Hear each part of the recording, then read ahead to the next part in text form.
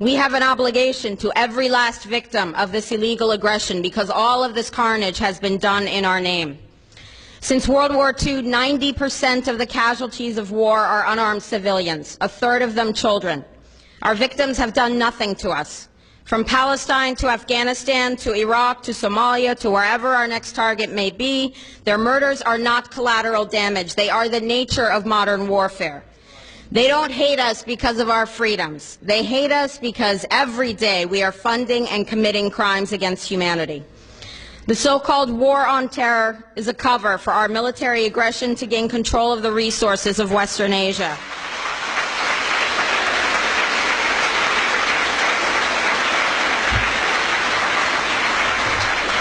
This is sending the poor of this country to kill the poor of those Muslim countries. This is trading blood for oil. This is genocide. And to most of the world, we are the terrorists. In these times, remaining silent on our responsibility to the world and its future is criminal. And in light of our complicity in the supreme crimes against humanity in Iraq and Afghanistan and ongoing violations of the UN Charter and international law, how dare any American criticize the actions of legitimate resistance to illegal occupation?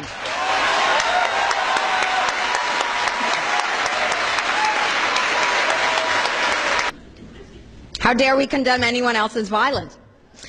Our so-called enemies in Afghanistan, Iraq, Palestine, our other colonies around the world, and our inner cities here at home are struggling against the oppressive hand of empire, demanding respect for their humanity.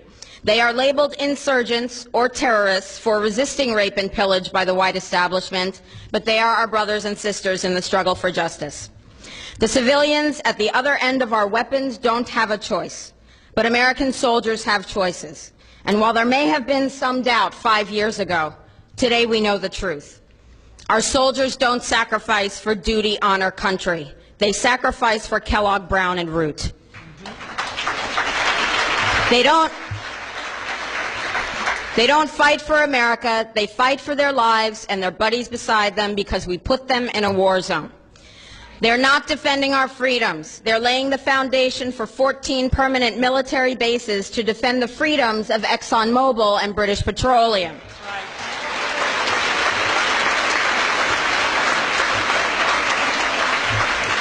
They're not establishing democracy. They're establishing the basis for an economic occupation to continue after the military occupation has ended.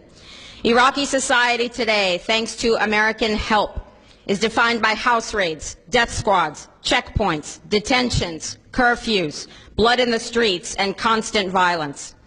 We must dare to speak out in support of the Iraqi people who resist and endure the horrific existence we brought upon them through our bloodthirsty imperial crusade. We must dare to speak out in support of those American war resistors, the real military heroes who uphold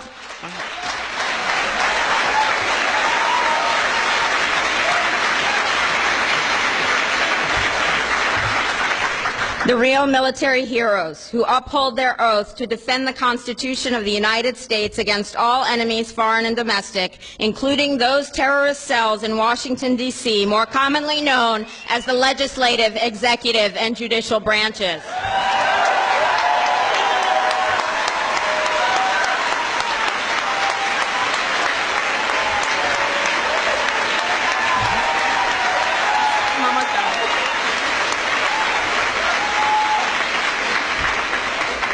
I close with a quote from Frederick Douglass, but if you want more information, please visit my website at liberatethis.com. Frederick Douglass said, "Those who profess to favor freedom and yet depreciate agitation are people who want crops without plowing the ground. They want rain without thunder and lightning.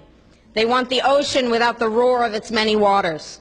The struggle may be a moral one, or it may be a physical one, or it may be both, but it must be a struggle. Power concedes nothing without a demand. It never has, and it never will." Okay. Oh. Every one of us must keep demanding, keep fighting, keep thundering, keep plowing, keep speaking, keep struggling until justice is served. No justice, no peace. Thank you very much.